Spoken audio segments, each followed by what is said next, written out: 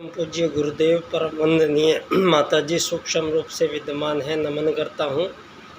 मानव मात्र को प्रणाम करता हूँ दोस्तों। और आदिशक्ति माँ गायत्री प्राणों की देवी जो 84 लाख प्रकार के जीव शरीरों में सतत प्रतिपल प्राण रूप से विद्यमान है, वो प्राण की शक्ति जिससे समस्त संसार में विभिन्न जीवों के मध्य सभी प्रकार की क्रियाएं हलचलें जो हो रही हैं, उनका निमित्त जो है वो निमित्त है आदिशक्ति माँ गायत्री के प्राण।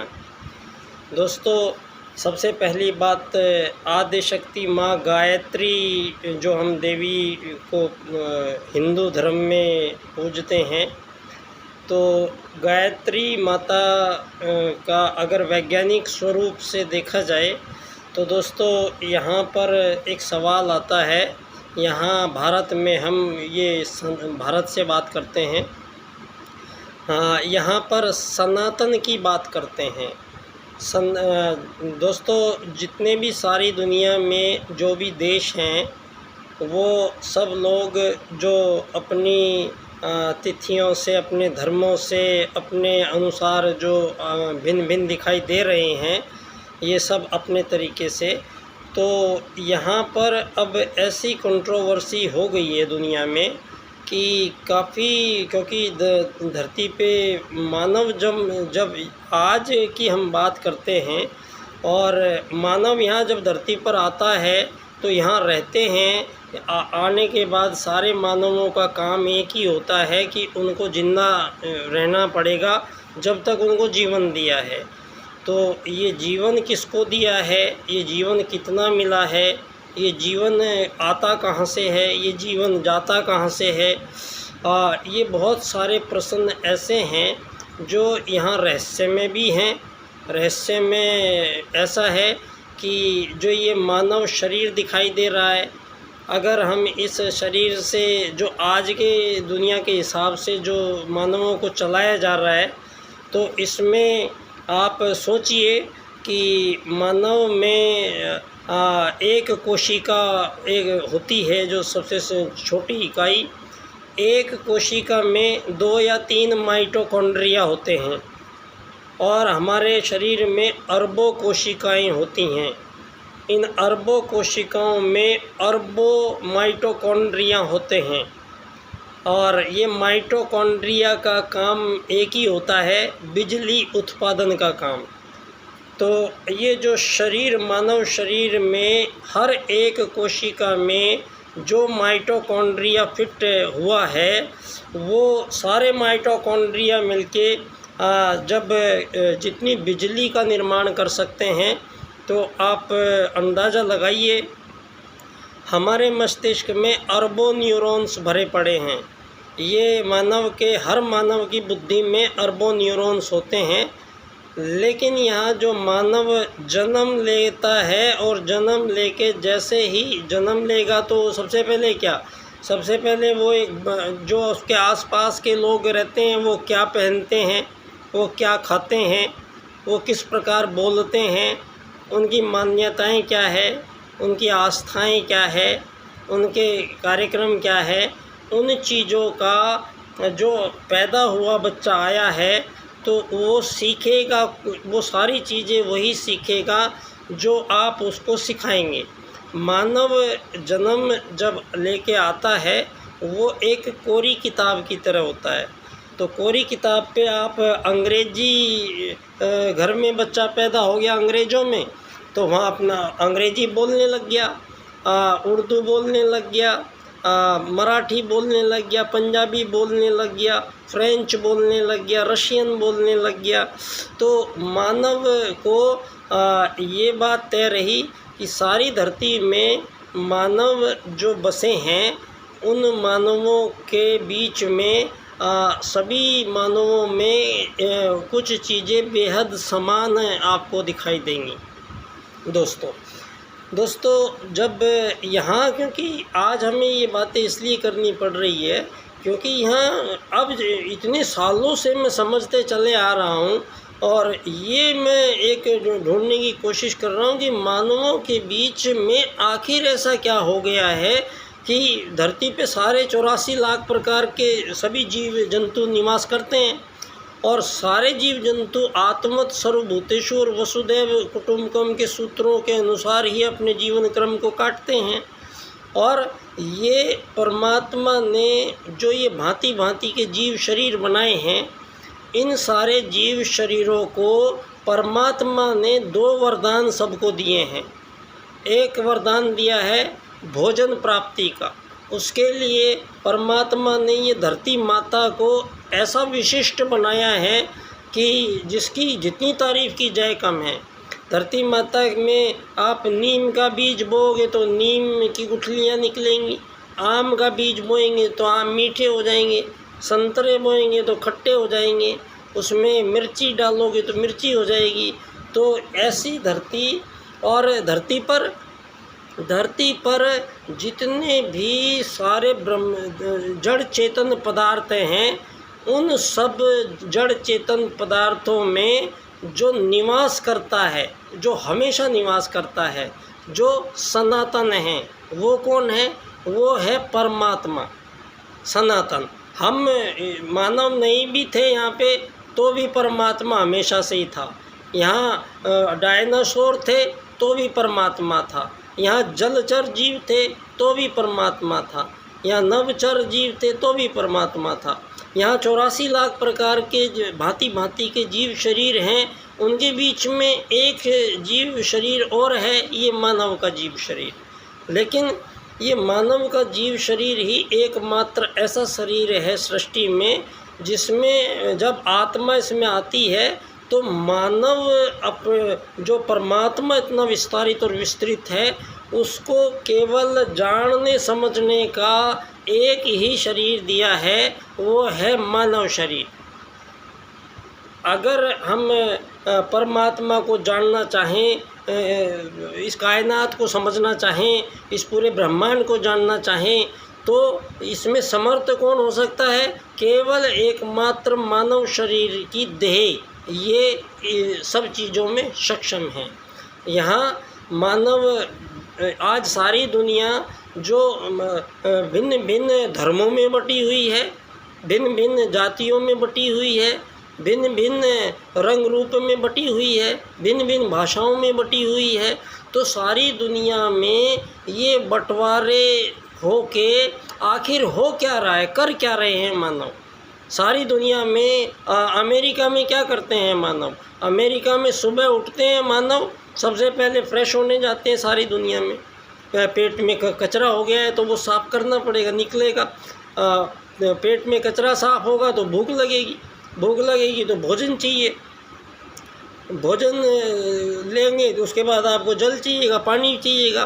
भोजन कर लिया, जल कर लिया, आपको फिर एक नींद भी चाहिएगी, फिर आपको नींद भी हो गई, फिर आपके दूसरे कार्यक्रम होंगे। तो ये जितने भी धरती पर मानव रहते हैं, उनमें एक पति एक पत्नी है, पति पत्नी के बीच में एक प्रेम है, वो प्रेम उनका सच्चा है, दोनों के बीच में वफादारी है। तो कोई भी दुनिया में पति या पत्नी ये नहीं चाहेगा कि उसकी पति या पत्नी वफादार ना रहे। अगर मानव को वफादारी ना मिली, और मानव का ये जो भारतीय संस्कृति में आज यहाँ पर जो सारी दुनिया में कामुकता पूर्ण व्याभिचार संव्याप्त हो गया है सारी दुनिया में, ये आपके उस पूंजीवादी लोकतंत्र से मानवों के बीच में आज 5-6% से ज़्यादा बुद्धि नहीं चली है आज तक धरती पे मानव की। इसका कारण यही है कि मानव को जो बचपन से लेके और बड़े होने तक उसको बेहद कम अक्षर दिए गए हैं। वो सुबह से शाम तक उसको कुछ ही अक्षर दिए गए हैं, कुछ ही बातें वो सीख पाता है और उन्हीं को रिपीट करता रहता है। तो ये हमारे न्यूरॉन्स जो चीज़ें, पानी चाहिए, भोजन चाहिए, नींद चाहिए, आराम चाहिए, मज़ा चाहिए, ये चाहिए, ये सारे शरीरों में मानवों के सारी दुनिया में एक ही समान हैं। जो भी माता पिता बच्चे को पैदा करेंगे, वो चाहे अमेरिका में करे चाहे रशिया में करे, तो सभी माताएं अपने बच्चों से बराबर प्यार करेंगी। माता पिता अपने बच्चों के लिए ज़्यादा सुख सुविधाएं इकट्ठी करने के लिए ज़्यादा मेहनत करेंगे। और ये मानवों में ही नहीं है, यहाँ तो मानवों की बात चल रही है। यहाँ चिड़िया अपने बच्चे के लिए घोंसला बनाती है, उसके लिए दाना लेके आती है, उसके लिए सुरक्षा करती है। सारे जीव जंतु धरती पर अपने, जब छोटे छोटे जीव हैं जो आपकी नज़र में दिखते भी नहीं हैं, लेकिन उनके भी बच्चे हैं, उनका भी परिवार है। उन सब का परिवार आपके लिए कुछ नहीं मायने रखता है। आपने आज इतना ज्ञान फैल गया है सारी दुनिया में कि साफ आत्मत सर्वभूतेषु का सिद्धांत वेद में स्पष्ट कहता है कि संपूर्ण जीवों में निवास करने वाला एक ही तत्व है, वो है आत्मा। और सनातन कौन है? सनातन परमात्मा है। तो जब जहाँ परमात्मा है तो वहाँ आत्मा हमेशा है। तो परमात्मा सारे ब्रह्मांड में व्याप्त है, हमेशा रहता है। तो आत्मा भी संव्याप्त है, पूरे ब्रह्मांड में है। वो किस रूप में है, किस शरीर में है, किस तरीके से आप उसको देख पाएंगे, समझ पाएंगे, जान पाएंगे, उससे बात कर पाएंगे, ये अलग विषय है। पूरी कायनात में तो अब दो चीज़ें सनातन हुई, ईश्वर सनातन हुआ परमात्मा, और आत्मा सनातन हुई। अब सनातन और सनातन आदि शक्ति माँ गायत्री है, जो मूल कारण है जीवन का, जो सभी प्रकार के जीव शरीरों में जो प्राण लेने का कोई अंग नहीं है किसी के शरीर में। किसी भी प्रजाति के जीव में इतनी शक्ति नहीं है शरीर में कि वो प्राणों को धारण कर सके। तो इसी बात को, शरीर में जब प्राणों को धारण करने की क्षमता नहीं है तो हमारा वेद कहता है धर्म कीजिए, धारण कीजिए। तो ये सवाल हजारों साल बाद में अब हमारे भारत से पुनः इस सवाल को पैदा किया गया है। और ये सवाल आत्म सर्वभूतेषु का जो सवाल है, ये परम पूज्य गुरुदेव ने, पंडित दीनदयाल उपाध्याय जी, जो भारतीय राजनीति में हनुमान जी थे पूज्य गुरुदेव के, और जिन्होंने आजीवन अखंड ब्रह्मचर्य का पालन किया। और सारी दुनिया में धरती पे या तो पहले राजा मनु थे, जिन्होंने मनुवाद पहला राजनीतिक सूत्र दिए थे, दर्शन, जिससे हजारों साल तक यहाँ मानव मोक्ष प्राप्त करते रहे, किसी प्रकार की कोई त्रुटि नहीं थी। बाद में राजसिक और तामसिक आहार के कारण मानवीय चिंतनों में जितनी भी त्रुटियाँ आई हैं, तो उनकी बुद्धि का, सोचने का स्तर उथला हो गया। और मानव को एक कथा आती है, इंद्र और विरोचन दो ब्रह्मा जी के पास गए और उनको बोला कि हमें आत्मज्ञान दीजिए कि हम हैं कौन, हमें ये तो बताइए। तो ब्रह्मा जी ने दोनों को कहा कि आप सज धज कर जाइए और कुएं में जाके अपनी परछाई को देखिए, जो वहाँ पे आपको दिखाई देगा वही आप हो। तो विरोचन गया और विरोचन सज धज के गया और कुएं में झांक के देखा तो उसको लगा एक मोटी कद का ठीका, एक सुंदर नौजवान और अच्छे कपड़े पहना हुआ। उसने झांका और देखा कि ये शरीर में हूँ। तो विरोचन ने देर नहीं लगाई, विरोचन 2 मिनट में वापस आ गया ब्रह्मा जी के पास। बोला ब्रह्मा जी से, मैं तो ये एक शरीर हूँ, शरीर का रख रखाव, शरीर का पालन पोषण, शरीर का आनंद, यही मेरे जीवन का लक्ष्य है। तो ये विरोचन हुआ। तो इंद्र आए नहीं, इंद्र आते हैं फिर चले जाते हैं, आते हैं फिर चले जाते हैं। तो ब्रह्मा जी ने कहा इंद्र आए नहीं, इंद्रों को बुलाया गया। तो बोले भाई आप ये तो विरोचन आ गया, इसने बता दिया, आपको क्या दिक्कत आई, आपने अपना आत्मज्ञान नहीं किया। इंद्र बोले कि जब मैं वहाँ उसमें जाता हूँ तो मुझे बार बार कोई दूसरा दिखाई देता है। तो वो कौन आता है उसमें, ये शरीर तो मेरे पास है लेकिन उसमें कुएं में जब मैं देखता हूँ तो मुझे बार बार अलग आदमी दिखाई दे रहा है। तो वो कहते हैं ब्रह्मा जी की सही पहचाना, आप ये शरीर नहीं हो, आप आत्मत सर्वभूतेषु एक आत्मा हो। आत्मा का कोई रंग नहीं है, रूप नहीं है, आकार नहीं है, प्रकार नहीं है। एक कंप्यूटर के चिप के जैसे सूक्ष्म चिप होती है, इस प्रकार से आत्मा है। परमात्मा परमात्मा का भी कोई रंग रूप आकार प्रकार नहीं है, और आत्मा का भी कोई आकार प्रकार नहीं है, रंग रूप नहीं है, और आदिशक्ति माँ गायत्री का भी कोई रंग रूप आकार प्रकार नहीं है। तो ये तीनों किस रूप में हैं? तीनों विद्युत के रूप में हैं, बिजली के रूप में हैं। तो परमात्मा को अगर आपको जानना समझना है तो उसको विद्युतीय तरंगों के रूप में समझिए, और जो आत्मा है वो भी एक विद्युतीय चिप के जैसे है। अब यहाँ परमात्मा का ही एक अंश आत्मा धरती, दीनदयाल जी कहते हैं कि कौन आया, कौन क्या धारण करेगा।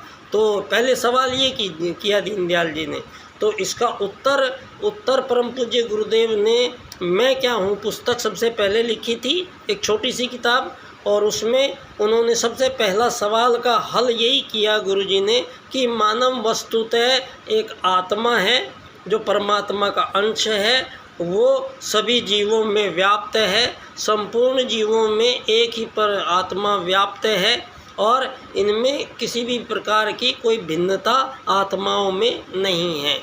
तो ये जो जीव अलग अलग दिखाई देते हैं, इनकी भाषाएं अलग हैं, इनके आहार विहार अलग हैं, इनका खाना पीना अलग है, इनकी भाषाएं अलग हैं, इनका जीवन काल अलग है, लेकिन सभी जीवों में भूख लगना, प्यास लगना, नींद लगना, बच्चे पैदा करना, उनकी सुरक्षा करना, ये सभी जीव करते हैं।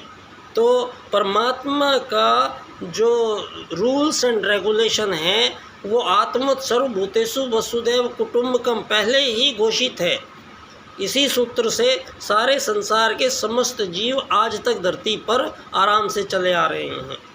यहाँ गलतियाँ त्रुटियाँ केवल मानवों के बीच हुई है, और यहाँ धरती पर मानवों के बीच 1000 सालों से युद्ध लड़े जा रहे हैं, मानवों के बीच हिंसाएं कत्लेआम जारी है।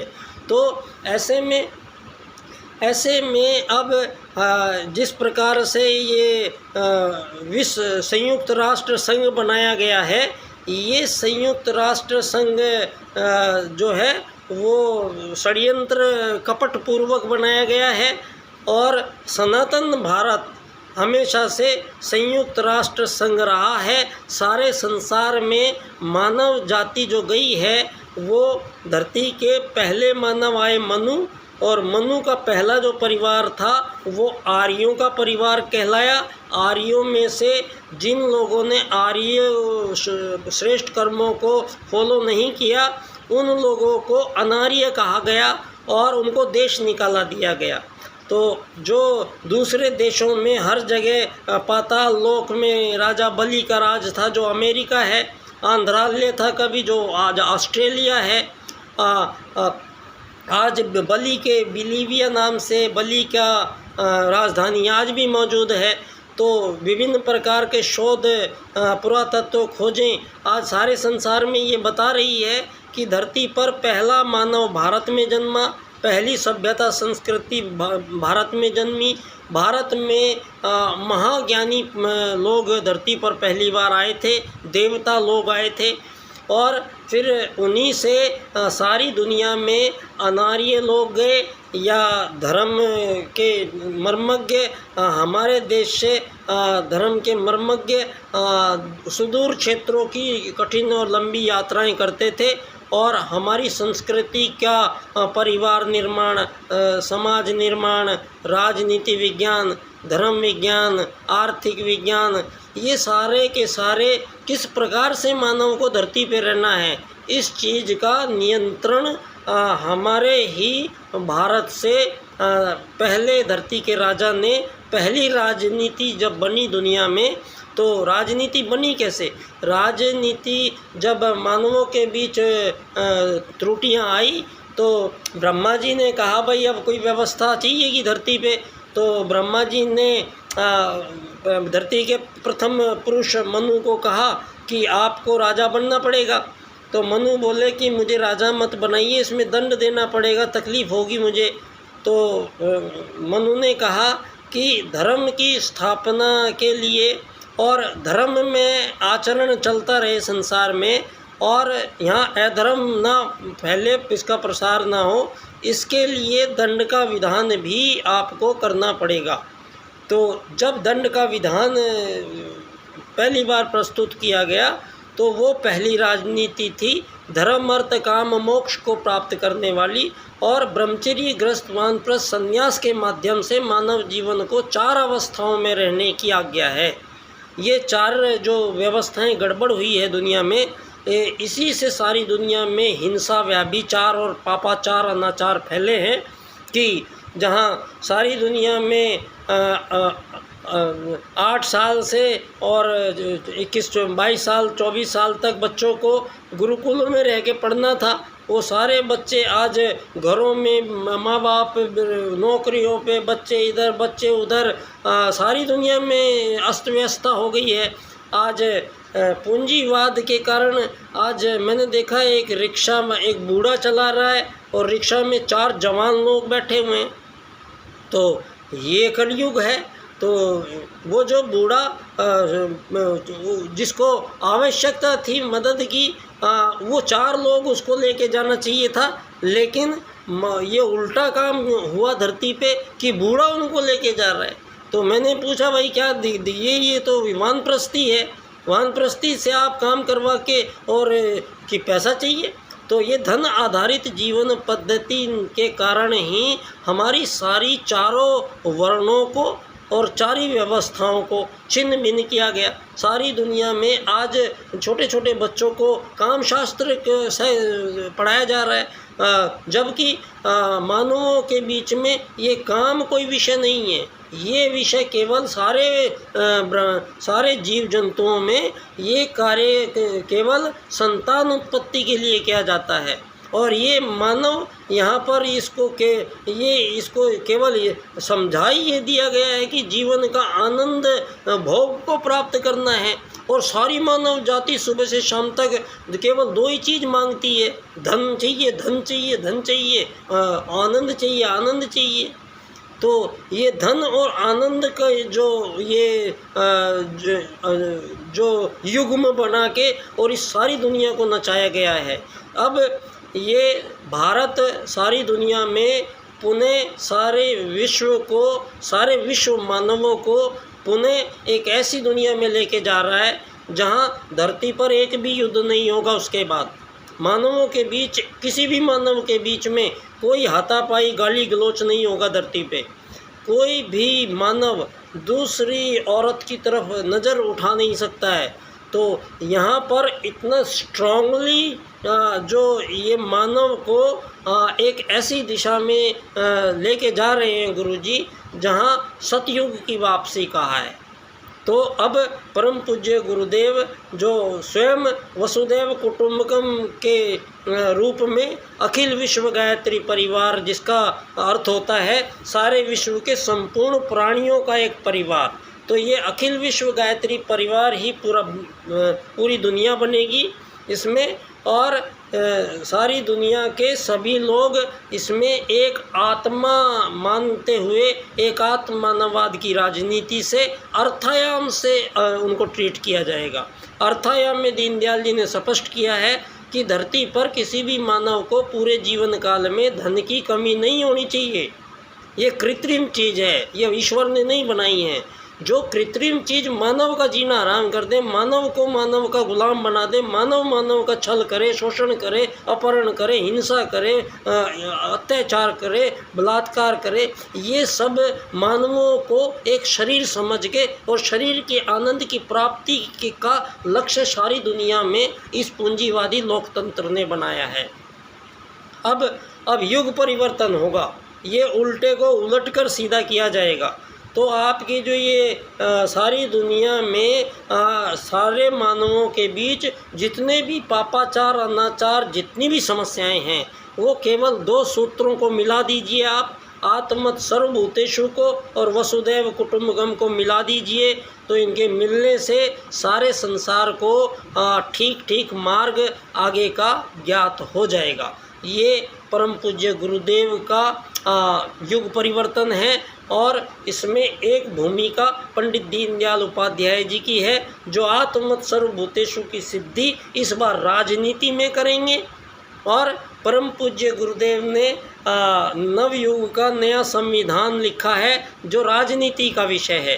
परम पूज्य गुरुदेव कभी राजनीति के विषय में बात नहीं करते हैं, लेकिन वो महाकाल है, उनको पता है कि सबसे पहला जो परिवर्तन धरती पे अगर जिसकी बात हो रही है, युग जो बदल रहा है, इस बदलने में जो सबसे महती जो पहली भूमिका है वो है आत्मवत् सर्वभूतेषु की सिद्धि राजनीति में करना। क्योंकि राजनीति ने सारी दुनिया को प्रभावित किया है, राजनीति ने सारी दुनिया को अज्ञानी मूर्ख बनाया है और शोषण के नए रास्ते तलाशे गए हैं, और मानवों के बीच हिंसाएं और व्यभिचार और इतना फासले हैं मानवों के बीच में कि आत्मवत् सर्वभूतेषु का सिद्धांत आज एक मजाक बन के रह गया है। तो सारे संसार को अब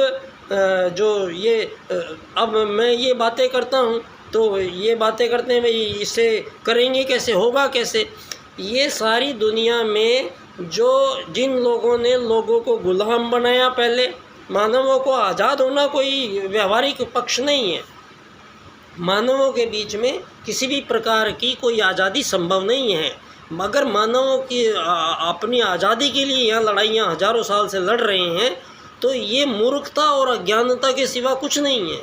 क्योंकि यहाँ मानव आत्मवत् सर्वभूतेषु का सिद्धांत दूसरे मानव को भिन्न अलग दिखाई नहीं सकता है, लेकिन यहाँ अमीर गरीब मालिक नौकर का जंजाल ऐसा बनाया है कि ये मानवों के बीच बहुत बड़ी खाई खोद के बैठा हुआ है, और सारी दुनिया को मजबूर किया गया है कि इस पूंजीवाद से ही चलना पड़ेगा। धन आधारित जीवन पद्धति को हमारे सनातन भारत में दीनदयाल उपाध्याय जी ने सारी दुनिया में से इस धन नाम की चीज़ को नकार दिया है, और अर्थायाम कहा है कि मानव को सारे जीवन में धन की कमी नहीं होनी चाहिए कभी भी, किसी भी मानव को धरती पे, और न किसी के पास ज़्यादा होगा। तो ऐसी राजनीतिक व्यवस्था बना के सारी दुनिया के 7 अरब लोगों पे इम्प्लीमेंट होगा। ये विषय है मेरा एकात्म मानववाद से समग्र व संपूर्ण वैश्वीकरणवाद, टोटल एंड कंप्लीट ग्लोबलाइजेशन, जिसमें सारी धरती की जितनी भी सीमा रेखाएं हैं ये सारी हटा दी जाएंगी। सारी धरती के मिला के एक ही सरकार बनेगी, विश्व सरकार। और ये विश्व सरकार धरती पे यहाँ नहीं रहेगी, इसको अन्यत्र स्थापित किया जाएगा, और धरती पे सभी मानव एक यात्री की तरह आएंगे, यात्री की तरह रहेंगे और यात्री की तरह जाएंगे। और मानव शरीर को जो उसकी भूख प्यास, घर परिवार, उसके बिजली के बिल, गाड़ी, बच्चों की फीस, बच्चों की शादियाँ, बच्चों के लिए ये दवाई, ये सब चीज़ें मानवों के जो इन चीज़ों को करते करते करते जिसमें ज़िंदगी कट जाती है, इस उलझन को दीनदयाल उपाध्याय जी जड़ से समाप्त करते हैं। इस बार यदि मानव जाति एकात्म मानववाद से समग्र व संपूर्ण वैश्वीकरणवाद के विषय से चलती है, तो ना तो मानव जाति को किसी को आगे धरती खरीदने की ज़रूरत पड़ेगी, ना धरती बेचने की ज़रूरत पड़ेगी, ना किसी को यहाँ मकान चिनने की ज़रूरत पड़ेगी सारा जीवन बेच के, और ना यहाँ पर बिजली के बिल भरने पड़ेंगे, ना आपको गाड़ियाँ खरीदनी पड़ेगी, ना बच्चों की फ़ीस जमा करानी पड़ेगी, ना दहेज इकट्ठा करना पड़ेगा। इन सब चीज़ों से हर मानव को मुक्त कर दिया गया है। मानव की जो ये समस्याएं, जीवन संबंधी समस्याओं को हथियार बना के मानवों के बीच ही संघर्ष करा दिया मानवों ने, तो इस संघर्ष को सदा के लिए समाप्त करता है एकात्म मानववाद का राजनीतिक सूत्र, और सारे संसार से इस धन को विदा करता है अर्थायाम। यहाँ अब आगे मानव यहाँ कोई अमीर गरीब मालिक नौकर बनने नहीं आएगा, इसके बनने की ज़रूरत भी नहीं पड़ेगी। अब आगे मानवों के बीच में 1% भी तनाव बाकी नहीं छोड़ा जाएगा। इस बार जितने भी तनाव आज तक मानव जाति को दिए गए हैं, इस राजनीति के कारण हुआ है। इस राजनीति के पुनर्निर्धारण का ही काम भारत की ओर से मनु के बाद में पंडित दीनदयाल उपाध्याय जी ने ये कार्य संपन्न किया, अर्थायाम आधारित एकात्म मानववाद की राजनीति स्थापित करके। तो मैं पंडित दीनदयाल उपाध्याय जी की जन्मस्थली धानक्या स्टेशन, जयपुर, राजस्थान से मैं परम पूज्य गुरुदेव को पुनः नमन करता हूँ। और सारे विश्व निवासियों को एक आश्वासन ये गुरुजी की तरफ से पक्का है कि धरती पे अमीर गरीब मालिक नौकर का ये जंजाल सदा के लिए काट दिया जाएगा इस बार। उसी के बाद युग परिवर्तन कहा जाएगा उसको, और ये होगा इन सूत्रों से जो हमें वेद प्रदान करता है। बहुत बहुत धन्यवाद। बच्चा डॉक्टर।